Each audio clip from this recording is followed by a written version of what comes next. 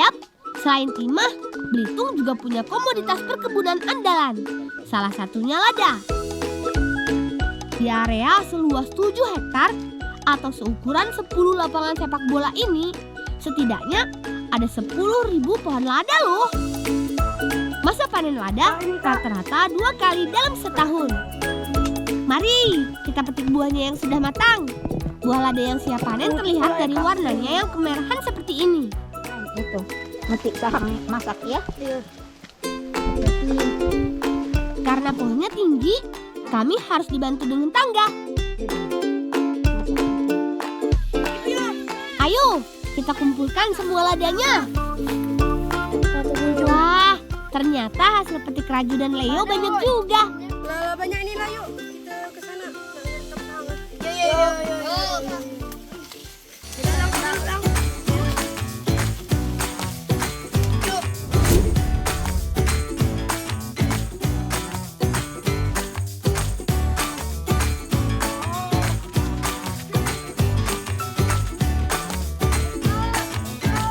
Wah, ternyata kami sudah ditunggu paman. Karena sebelum digunakan sebagai bumbu masakan, buah lada harus melewati beberapa tahapan untuk menjadi biji lada. Salah satunya dengan merendamnya dengan air. Tapi sebelumnya, buah lada harus disatukan terlebih dahulu ke dalam karung, lalu ditumbuk sampai padat. Tujuannya supaya tidak ada rongga udara. Jadi, karung berisi lada dapat tenggelam sepenuhnya di dalam air. Lada di dalam karung ini direndam selama beberapa hari. Tujuannya agar kulit buah lada dapat terkelupas dengan sendirinya. Yuk, kita bantu angkat hasil rendamannya. Selanjutnya buah dicuci sampai kulit dan biji lada terpisah. Ayo Raju dan Alvaro, cuci yang bersih ya. Nah, ini dia biji lada yang sudah bersih. Selanjutnya tinggal dijemur deh. Lama penjemurannya tergantung terik sinar matahari. Berapa hari ini dijemur? Ini deh 3 hari. Nah, itu kering dapat dijual. Oh, Supaya lebih cepat kering, ratakan lada seperti ini. Teman, untuk urusan kualitas, lada dari Belitung jelas tidak diragukan lagi. Bahkan jenis rempah yang dijuluki King of Spice ini diakui Asia hingga dunia sebagai lada terbaik. Karena memiliki aroma dan kepedasan yang khas. Keren kan? Ini dia lada yang sudah kering. Ayo kita bantu angkat ladanya.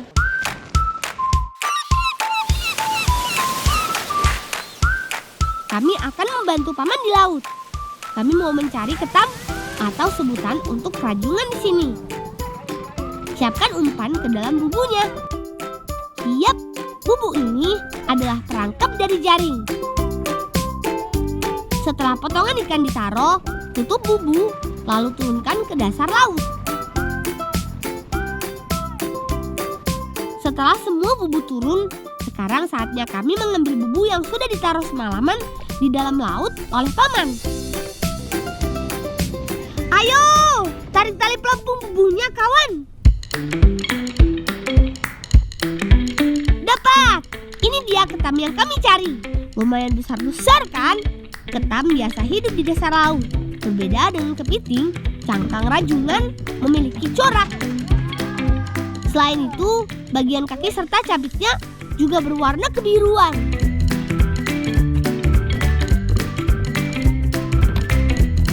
Ayo, kita bawa ketam ini ke daratan.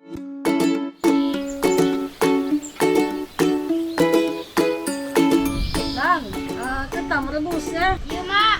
Mak berbumbu dulu. Ketam hasil tangkapan kami tadi akan kami olah menjadi kuliner khas dari Belitung. Kami akan membuat ketam isi dibantu dengan ibu. Ketam segar perlu direbus dulu sampai matang. Ayo Leo, tambahkan lagi kayu bakarnya supaya cepat matang. Raju kau tutup bumbu ya. Ya, Mak.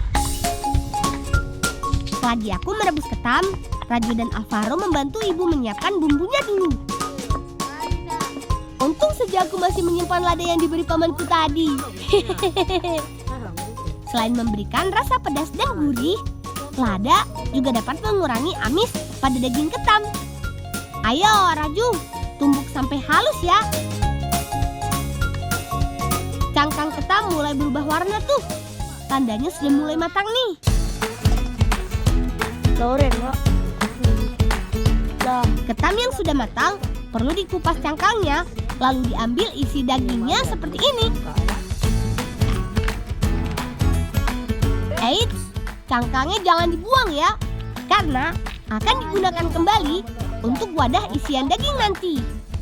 Pastikan seluruh bagian daging ketam terambil ya.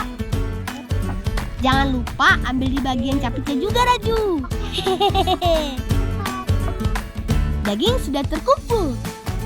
Lanjut campurkan dengan bumbu rempah halus bersama irisan daun bawang. Terakhir, aduk semua bahan dengan telur sebagai perekat potongan daging ketamnya. Baru deh, isi kembali adonan daging ketam dengan cangkang seperti ini. Asal-usul munculnya ketam isi karena pada zaman dahulu banyak sekali ketam yang tidak terjual di pasar. Supaya tidak terbuang percuma, jadilah ide kuliner khas dari Belitung ini yang bisa disimpan berhari-hari. Ya, api lah, siap kah? Ya. Ya. Ulang kita bawa, kita goreng ini. Udah basah ya.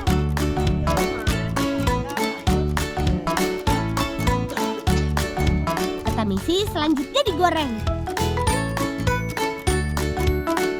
Nah, panas minyak kayak kita goreng ya. Lihat cara mak goreng ya. Salah. Dok kongkot dok terbalik ya. Goreng ketam isi sampai dagingnya matang ya.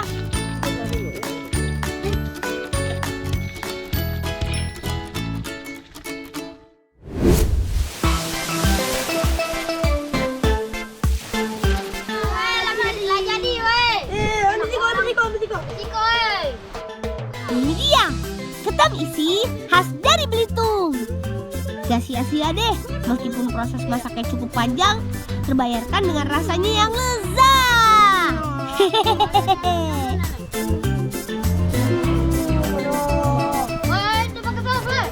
Yuk, bisa duluan.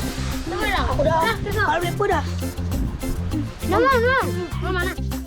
Perpaduan antara hasil laut segar dengan aroma campuran bawang dan rempah, rasanya nikmat banget di mulut. Lihat tuh, pada nggak bisa berhenti ngunyah. Perut sudah terisi. Saatnya kami lanjut bertualang lagi. Ayo kawan, kita adu gasing. Aku sudah bawa gasing andalanku nih. Gasing super pemberian ayah. Tapi tempatnya masih jauh teman. Lebih baik aku naik gasing aja. Ayo gasing, kita terbang. Asyik, lebih cepat sing. Yuhu, aku datang kawan. Wah, yuk kita uri dulu sebelum bermain. 1, 2, 3. Ayo kawan, buat putaran gasing terlama kalian. Uri artinya memutar gasing bersama-sama dan melihat gasing mana yang paling lama berputar. Yap, ini adalah permainan ketangkasan khas di Belitung Timur. Namanya gasing terenang. Kami sudah terbiasa bermain gasing ini loh. Woi, Sabono masang pertama. Masaklah. Leono masang pertama, mungkin dia jatuh dulu. Setelah Uri, kami lanjut bermain pangkat gasing, alias adu fisik gasing dengan cara memukul gasing ke gasing lain. Nebe, pangkat gasing aku Nebe. Yo, kini aku mangka. Giliranku yang mulai duluan. Wah, gasingku terlempar jauh. Aduh, pucah. Wah, gasing aku pecah. Dan bola, Udin ini paling bagus. Dan paling lagak, paling bagus. Ini dia. Lihat dah pecah, lihat ini dah pecah. Duh, akibat benturan gasing Abi tadi, gasingku jadi pecah. Kami jadi kalah deh.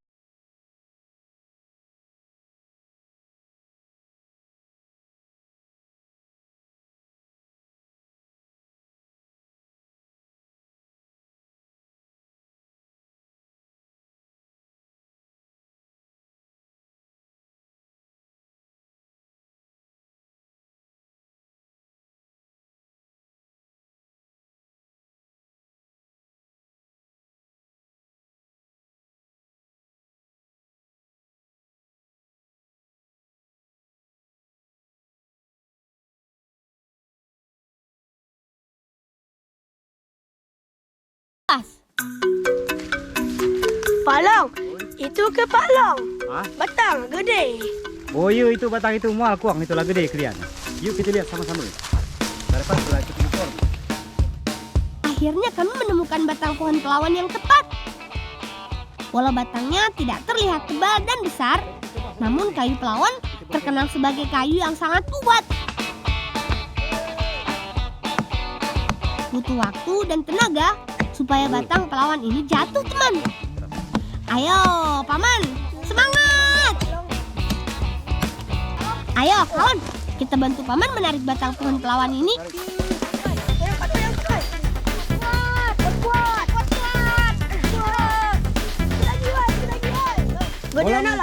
Bolang tolong buang dahan ya, pandai ke? Mual.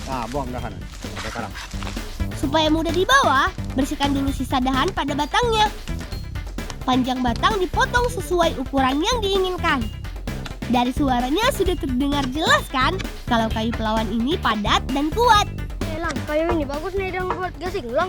Iya Lang, kayu ini saya bagus, bapak aku tidak pandai menggasing pakai kayu ini. Iya, Lang. Pakai kayu ini lah, Lang. Wah, sepertinya ide bagus untuk meminta sisa kayu pelawan ini untuk aku bawa dan kujadikan gasing. Betul. Pak Long, kuang ke ini sisa nih dan kame buat gasing. Iya. Mual kuang buat gasing gini.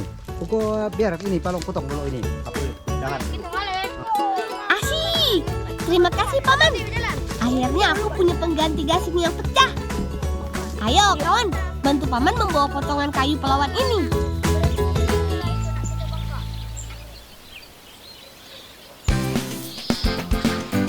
Aku ingat ada pamanku yang terkenal pandai membuat gasing. Namanya Ki Darwin, teman.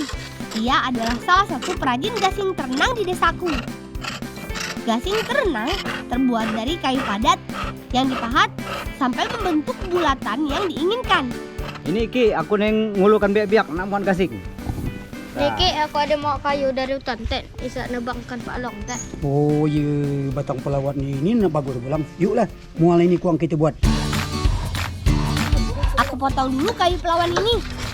Beras, coba kita gantiin yuk. Yuk, aku tanya yuk. Nah, ya. Supaya tidak kelelahan, aku dan Alvaro bergantian menggergaji kayu pelawan ini.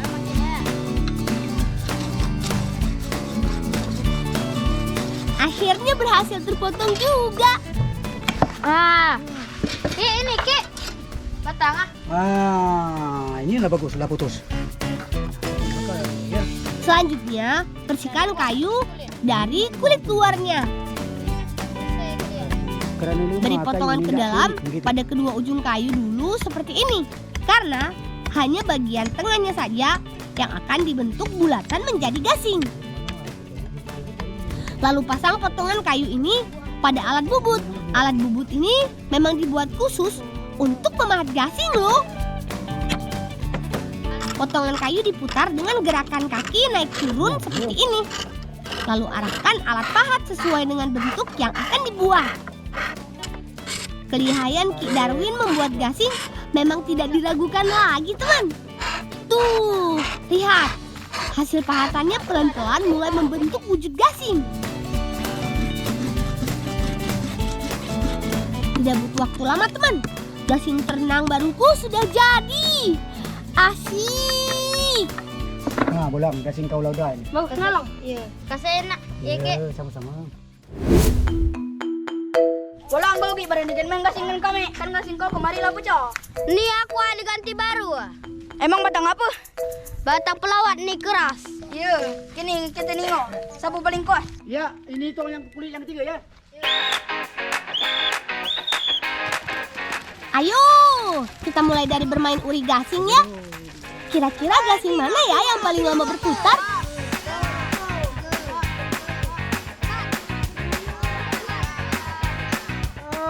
Bolang yang uri yang paling lama. Hore! Gasingku jadi yang paling terakhir berputar. Ayo, lanjut siapkan gasing kalian kembali. 1, 2, 3.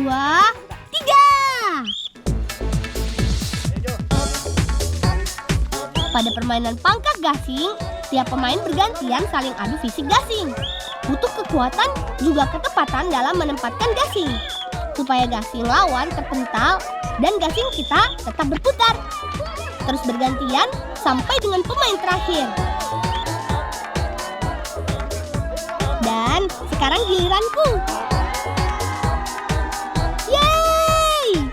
Aku berhasil mengalahkan gasing terakhir dari Arafah.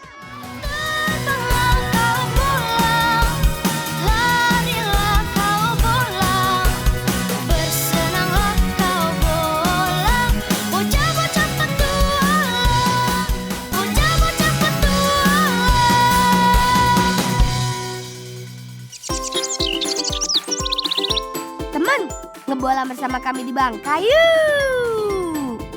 Kami anak-anak Desa Gudang, Bangka Selatan, Provinsi Bangka Belitung. Sekarang saatnya kita membantu kakak dan paman menyungkur udang. Ayo, dorong lebih kuat lagi. Menyungkur udang dilakukan dengan cara mendorong secara lurus dan berlawanan dengan arus ombak. Memang tidak mudah. Tenaga kami harus kuat mendorong. Lihat Nur dan Fiza, biar perempuan, tenaganya tak kalah dengan lelaki. Mereka juga pemberani. Nah, sekarang waktunya mendorong sungkurnya ke daratan, teman.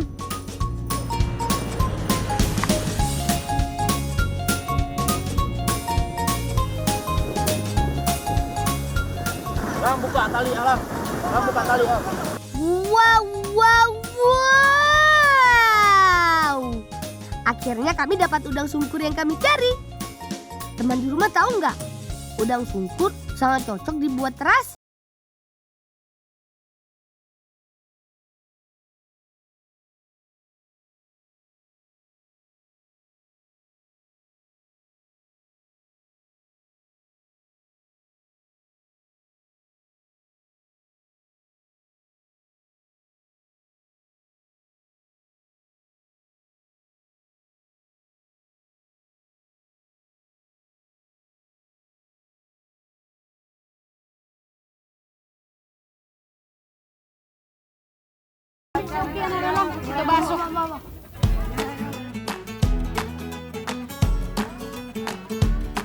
Caranya mudah loh.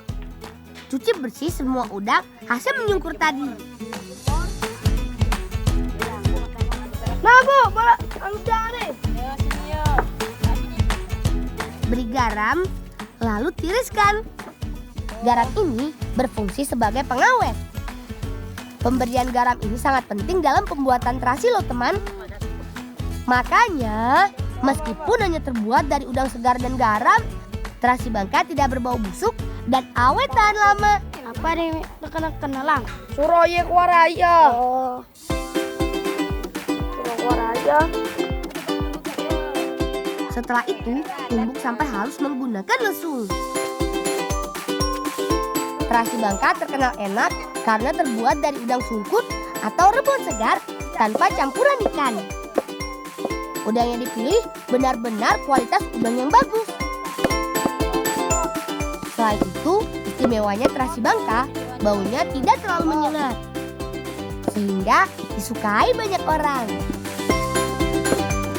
Makanya banyak ibu-ibu di kampungku yang membuat terasi sendiri. Setelah halus, tahap selanjutnya pemeraman. Bob, selesai Bob. Jangan sampai ada sisa.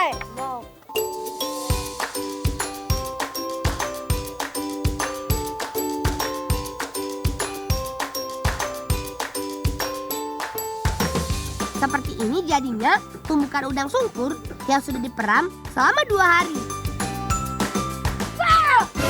Gimana nanti ngecut orang. Aku di minyak gue rumah. Aku minyak gue lah nana. Maaf lang. Ya coba untuk aku anu tahu ah. Ya. Terus. Dah, kan gimana mana dan? Minyak gue di rumah nih. Minyak gue terus suatu pada rambut terus. Ya, maaf lah, aku tak anu minyak gue di rumah aku lah anak rajin. Oh, karena maju nolong orang tua ya kau. Au. Proses penumbukan yang terakhir ini berguna untuk menghaluskan kembali pasta yang tadinya mengering supaya mudah dibentuk. Terasi lalu dicetak kotak seperti ini. Bentuk ini yang menjadi ciri khas terasi dari Bangka Selatan. Isi lalu tekan sampai padat. Oh iya teman, persediaan udang sungkur sangatlah penting bagi pembuat terasi seperti ibu-ibu di kampungku. Di musim hujan seperti ini, udang sungkur tidak terlalu banyak. Dan waktu menjemur tidak maksimal karena tidak ada matahari. Kalau nggak ada udang sungkur, bisa-bisa tidak bisa membuat terasi lagi deh. Dah, kenapa apa ya dah? Main terus. Itu main. Nah, cahaya bintang nih, berangku rajin. Maka dikot kelingking kelima, tapi kelingking kelima di bawah. Afdal, kamu ini ada-ada saja. Jangan bentuk yang aneh-aneh. Terasi kotak kan terasi khas daerah kita.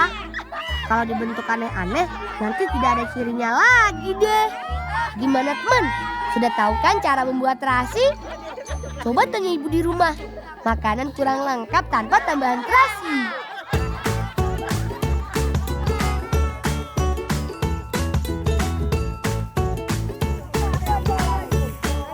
Teman, udang bukan hanya berguna untuk bahan baku terasi loh. Ada lagi makanan khas Bangka yang terbuat dari udang. Kita ngebolang ke tempat nenekku yuk. Lang, dicuci udangnya ya. Bonek.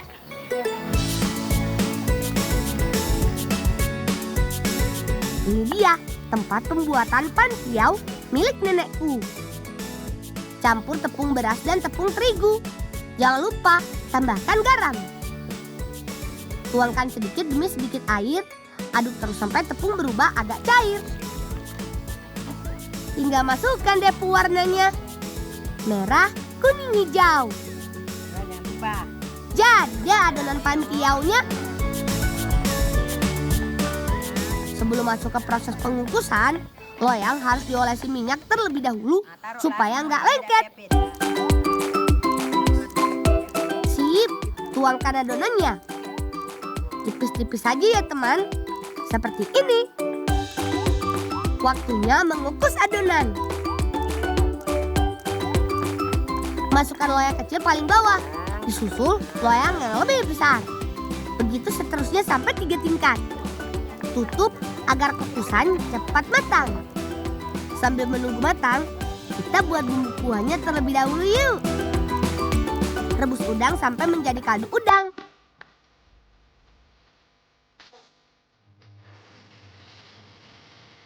Lang, pedang ah. Ayo Lang, tolong naik motor kak. Angkat udangnya dari air kaldu rebusan, lalu tumbuk sampai halus.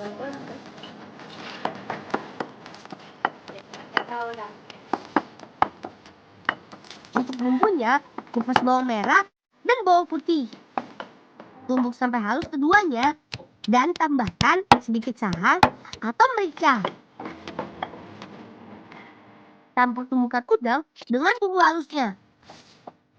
Jadi deh, sekarang tinggal ditumis. Aduk-aduk agar tidak gosong ya teman. Setelah setengah matang, tuangkan kuah kaldu udangnya. Tunggu deh sampai mendidih. Sekarang angkat loyang dari kukusan yuk. Tara! Matang juga akhirnya.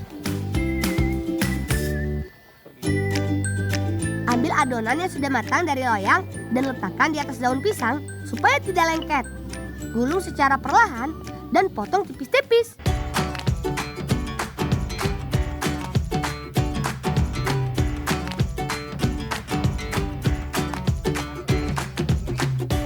Pantiau adalah makanan peranakan.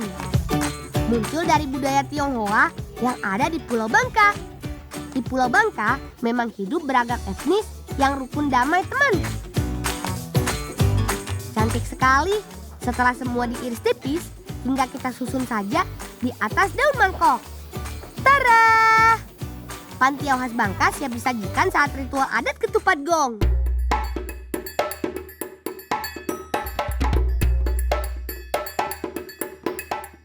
Ini dia ritual adat dari daerahku, teman. Namanya ritual adat ketupat gong. Bagi kami masyarakat Desa Gudang, Kecamatan Simpang Rimba, ketupat gong disimbolkan sebagai wujud syukur atas hasil kekayaan alam yang telah dinikmati selama ini. Terdapat 2 ketupat berukuran raksasa dan di dalamnya diisi dengan ketupat-ketupat kecil. Ratusan ketupat ini merupakan hasil swadaya warga secara sukarela loh. Kami menuju Bukit Nenek, tapi medan yang kami lalui untuk mencapai Bukit Nenek sangatlah terjal. Lumayan menguras tenaga juga nih, tapi harus tetap semangat. Ini dia Bukit Nenek, kebanggaan desaku. Pemandangan dari atas ini terlihat indah sekali. Shh, semua tenang. Prosesi puncak ritualnya segera dimulai nih. Kakek Abokmun akan memimpin prosesi upacara ini. Beliau adalah sesepuh desa kami. Ketupat dan ayam merupakan simbol yang harus ada dalam upacara ini. Dilengkapi dengan pantiau udang.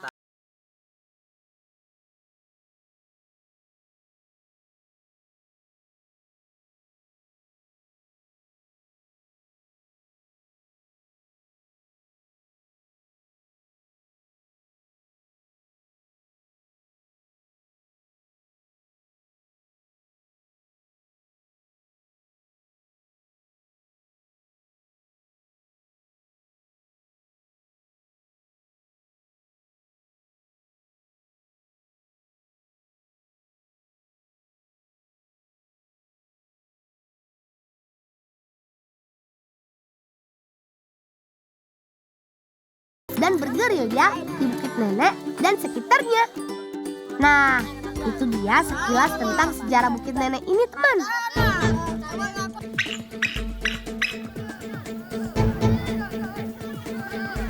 Ayo bergegas, lari teman-teman. Kami harus memusung madu. Musung madu adalah sebutan kami untuk mencari madu. Teman di rumah, ayo, jangan ketinggalan ngebelang yuk. Sarang lebahnya besar sekali. Ukurannya bisa mencapai 1 meter. Shh, tenang, jangan berisik. Ini adalah kegiatan yang sangat berbahaya. Jadi, jangan sekali-kali kalian menirunya ya, tanpa didampingi oleh ahlinya. Kata kakekku, madu hutan memiliki khasiat yang lebih banyak dibanding madu dari lebah ternak. Tapi saat musim penghujan, madu yang dihasilkan sangatlah sedikit karena lebah pekerjanya tidak keluar sarang.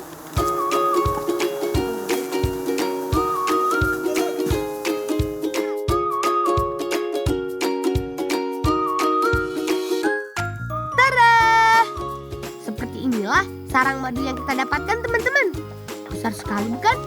Sarang lebah ini akan kita gunakan sebagai bahan pembuatan sabun. Mau tahu caranya?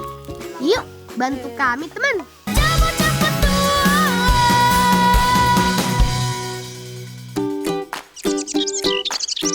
Oh iya, karena di desaku sedang musim durian, kami akan manfaatkan kulitnya juga untuk pembuatan sabun alami. Tambahkan pewarna supaya lebih menarik. Untuk pewarna merahnya, kita gunakan bunga kucur atau lebih dikenal dengan nama rosella. Kelopak bunga inilah yang kita manfaatkan. Terakhir, tumbuk daun merkibeng. Daun ini berfungsi untuk menghasilkan busa pada sabun, teman. Campurkan daun merkibeng dan aduk sampai merata. Selain mengeluarkan busa, daun merkibeng juga memiliki zat yang mampu menghilangkan jerawat pada kulit wajah. Kulit buah durian ini akan kita jadikan tempat cetakan sabunnya nanti. Awas, lilin ini panas sekali loh, teman. Teman, kulit durian ini digunakan karena mengandung zat pektin yang bermanfaat sebagai antibakteri. Sehat alami dan bermanfaat bagi tubuh. Tinggal tunggu deh sampai mengeras. Tada! Sabun alami dari sarang madu ala kami Sibolang. Hehehe.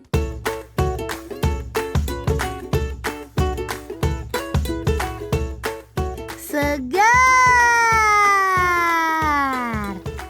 Di sungai kecil bernama Air Mancing inilah tempat kami biasanya bermain air sekaligus mandi. Apalagi sabun alami tanpa zat kimia ini sangat baik untuk kulit tubuh. Khasiatnya adalah dapat mencerahkan kulit, melembabkan kulit, dan mencegah bau badan.